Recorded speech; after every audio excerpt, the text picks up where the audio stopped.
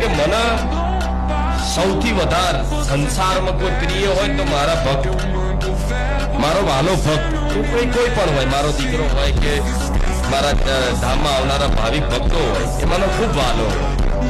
જો એનો કોઈ અપરાધ કરે, વાંક ન કરે અને એનું દિલ દુખાયું તમારા કોઈ શબ્દોથી, તો મારી મેરડીની લાલ ઓંખો એવી છે ને, ખાલી ઓંખો બતાવું તો માણસ મરી જાય.